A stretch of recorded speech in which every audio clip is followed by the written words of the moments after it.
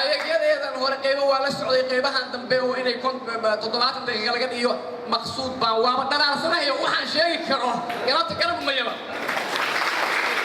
dhaantadii baa ku jirta shirabkii baa ku jira guurowgii baa ku jira gabayadii baa ku jira kulli maanta meesha ka marnaa waqtiga waa yariya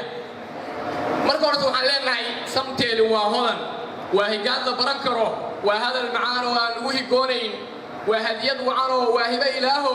hantideena weeyo waa hoy la hoyan karo waa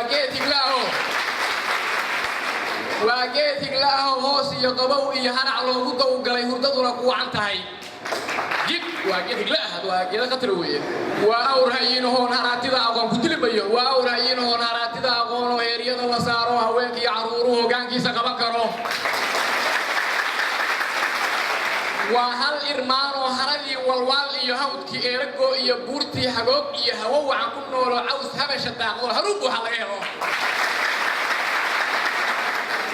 reekoofkii rag baa ka jooga hadaf iyo himilaadheer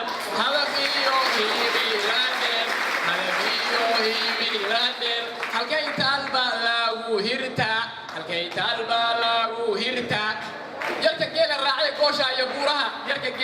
goosha iyo buuraha dadka gobolka joogu gacan saar la leeyahay gabadhii guhaad ee gaygeed ka dhoofto Afrikada galbeed iyo gaadhay meelo dhaadheer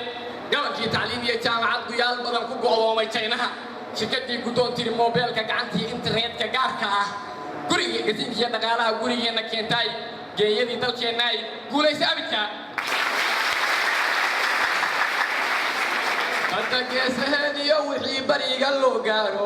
badda geesaheediyo wixii bariga loo gaaro gasiinkiya dhaqaalaha rugtu kulla dhaxal siiyey qardhada gamankiyo farduhu goobta wada joogo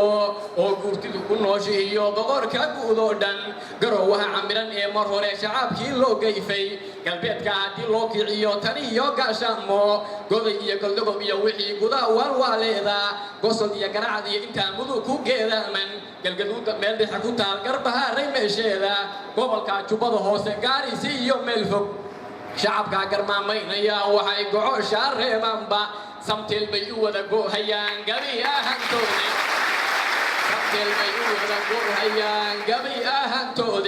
gomashaaga baxay bay rabaan